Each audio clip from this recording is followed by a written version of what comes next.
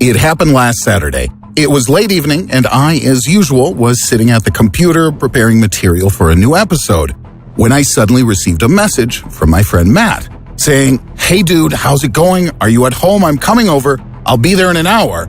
I've got this really crazy story to tell you about a guy who was swallowed by an anaconda. No shit, I kid you not, it's gonna blow your mind." How could I say no to that?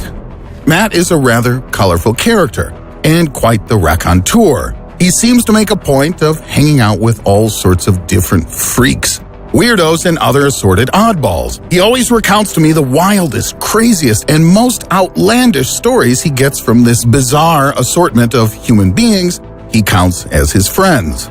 You have no idea the endless number of totally insane stories I've heard during my time knowing this guy Matt. And it's not as if I dislike these stories or anything, but I have to say that I really do get truly freaked out sometimes. I mean, I get goosebumps and my hair stands on end from his retelling of some of the gory and creepy details. Though fortunately, I think these stories are probably just pure fantasy.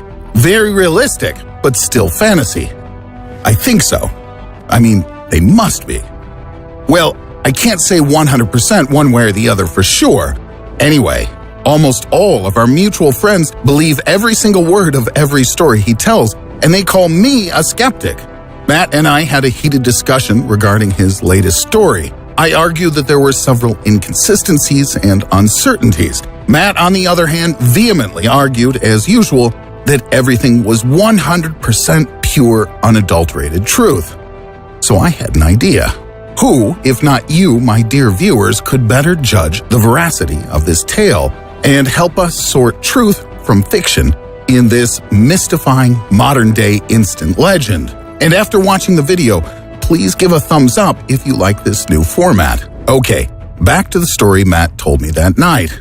Whether out of boredom or from an irresistible urge to revel in doing something exotic and irrational, one Mr. Richard Harris, an ordinary accountant from New York City, suddenly decides to go to South America in search of a giant anaconda. Yes, that's right, an anaconda. His friends all politely tell him his idea is pretty out there, and it is a nutso idea. To most people anyway, but not to Mr. Harris. I just can't figure out how this guy thinks it's worth it to just go traipsing off into the Amazon to get himself an anaconda. I mean, the guy's an accountant for crikey's sake, right? I'm thinking he's going to be hard-pressed to even tell the difference between, say, a computer mouse and a big-ass jungle rat, let alone a 30-foot-long snake. A 9-meter-long monster like this is not what you find in a terrarium at your local pet store. But anyway, listen, so Richard, or should we call him Dick? No, let's call him Dickie. Dickie believed that what he learned about snakes on the internet was more than enough. So, what started this all, Dickie learned that the New York Zoological Society was offering $50,000, a pretty tidy sum, I gotta admit, for a 30-foot or 9-meter-long anaconda. So Dick immediately packs his bags and flies off to Brazil for what he thinks at that moment is going to be easy money. Dick, though, he's a numbers man, right? So he figures in that big, smart calculator brain of his that splitting the money with anyone else is a bad idea. The prospect even frightens him. He wants it all to himself. He's obviously got some kind of plans for this 50G. So he decides to do without the help of professionals, or a guide, or anyone at all who knows anything about the jungle or the river. So the dude goes in alone on an old rented boat, dreaming, I'm sure, of the stacks of cash or gold doubloons or whatever he's gonna get. Anyway, a few hours later, still puttering along in his boat on the waters of the greatest river in South America, our hero doesn't really pay much attention to the sun setting. The nearest settlement is at least 15 miles away. That's about 24 kilometers. And there's a jaguar roaring somewhere not too far away, hinting that it's probably not a good idea to approach the shore. The situation finally starts getting to Mr. Harris. He's used to a somewhat more comfortable existence. So he smacks his paddle down in a fit of frustration and maybe even a bit of anger, whereupon he gets a giant splinter in the palm of his hand. He sees the blood, feels a little woozy, pulls out this enormous splinter, and reflexively dips his bleeding hand into the water. But as the local Indians say, and I may be paraphrasing here, do not stick your bloody wounded hand into the piranha-infested Amazon River.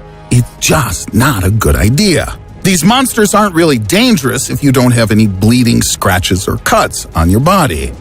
But in the case of having something like a gushing, bleeding wound, well, these predatory fish quite easily smell the blood. If your whole body's in the water, you're unlikely to even have enough time to swim to the shore before being eaten alive. Dick also realizes something like this when his forefinger and thumb are suddenly and painfully clenched in the sharp-toothed, powerful jaws of a piranha. So Dickie here, well, I'm guessing due to fear, or perhaps just plain jungle accountant clumsiness, Dickie falls overboard. Fortunately for him, he's only a few feet away from the muddy shoreline, so our intrepid and fearless first-time snake hunter accountant manages to get on shore alive, unlike his thumb, which remains in the mouth of the predatory fish. But Harris, who's lying on the grass, doesn't give a hoot about his lost finger. The main thing is that he survived and that nothing else augurs any trouble. And everything seems like it's gonna be okay. Except, of course, for the giant anaconda, which is just 5 feet away. That's about 1.5 meters, and is staring directly at Dickie, our jungle tourist. Something tells me that Mr. Harris isn't thinking about the money any longer at this moment. But there isn't really any time to think of pretty much anything. Our intrepid urban office hunter remembers what he's supposed to do in such a situation, something he learned from some random website. So Dickie lays down flat on his back on the ground, ramrod straight, in the hope that the snake will try to eat him feet first, so that our hero can then attack the predator with a knife. This is how the instructions on the website stated one should fight off a giant man-eating snake. But alas, despite his excellent sense of humor, Dickie didn't understand that the article was nothing more than a joke, and that trying to fight a snake this way, you'll only accelerate the time it takes for the snake to get you into its stomach. And besides, anacondas are practice killers and are not very likely to start eating a person beginning with their feet. Normally, these mega snakes first envelop their victim's body, constricting around it, whereupon they break all of the victim's bones and squeeze out all the available air in their lungs. It's then that an anaconda will begin to consume their meal, normally starting from the head. This fate would await Mr. Harris as well, if not for the guinea pig. What guinea pig, you may ask? When Dickie ran for his life to the shore, he stomped and stumbled across a leftover chunk of dead capybara, which is a giant guinea pig the size of a wild boar. This animal is a quite common meal for anacondas. In fact, they love these ersatz rats.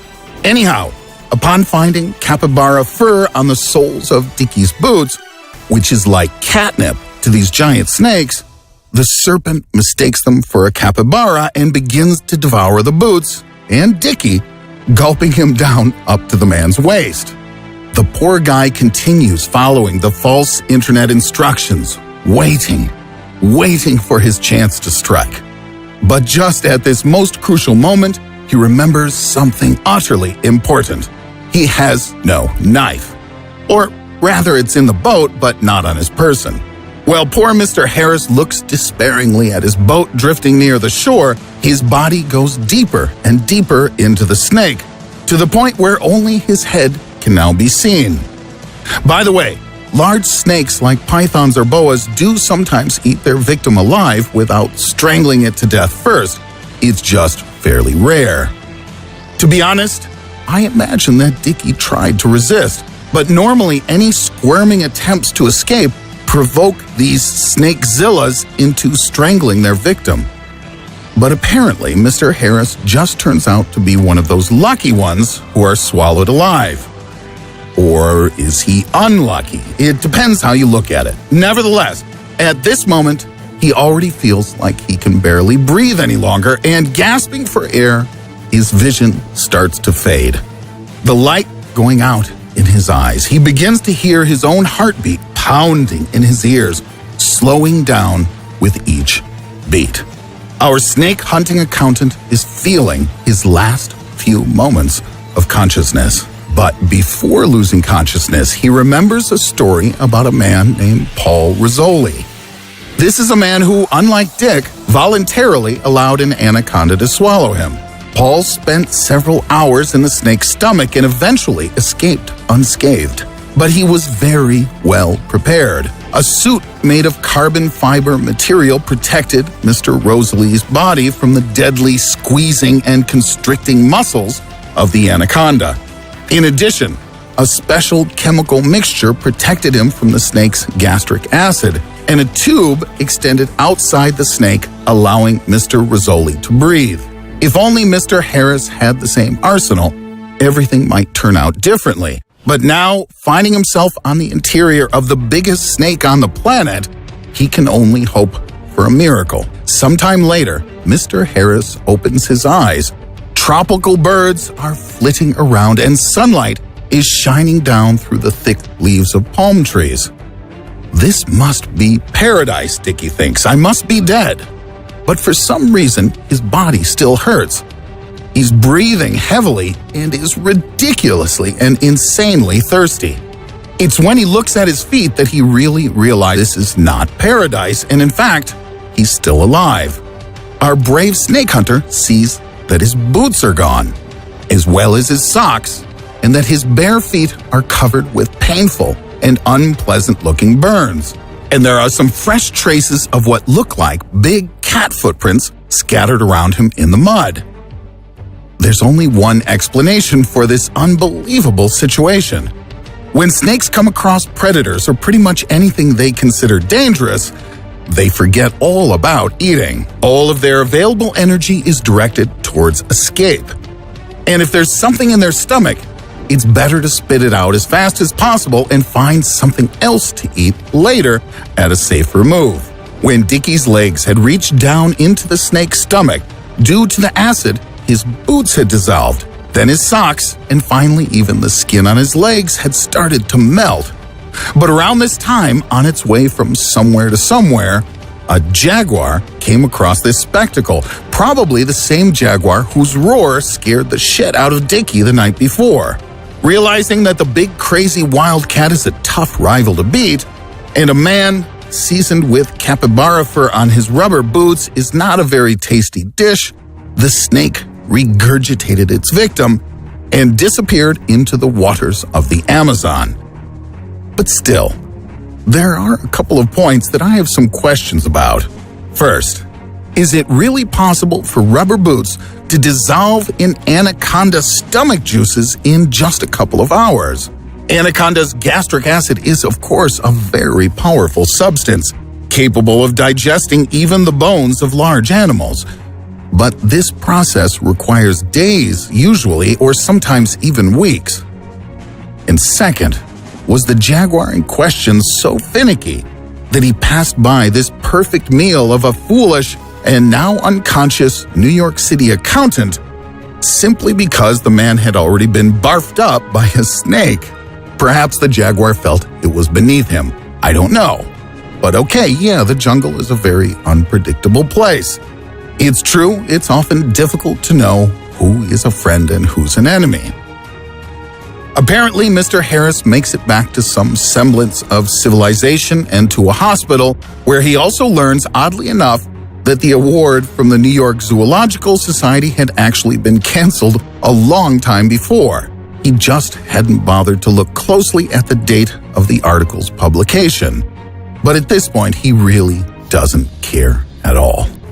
After spending another couple of weeks in South America, our hero returns to New York.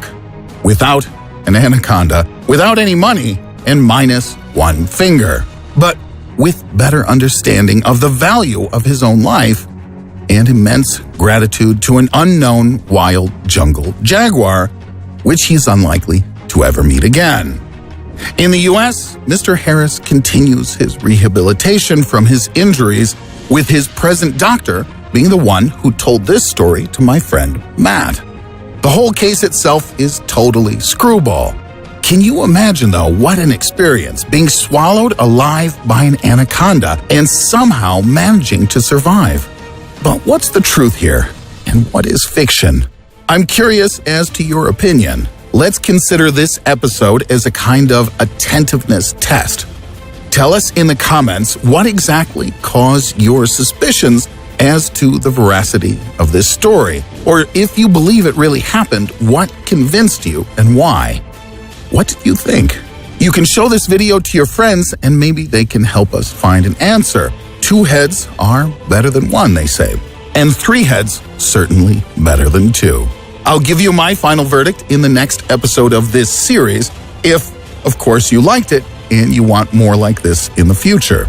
Vote, my friends. Thumbs up if you want this type of video to continue, or thumbs down if you're against it. And also, subscribe to the channel if for some unthinkable reason you haven't done so yet.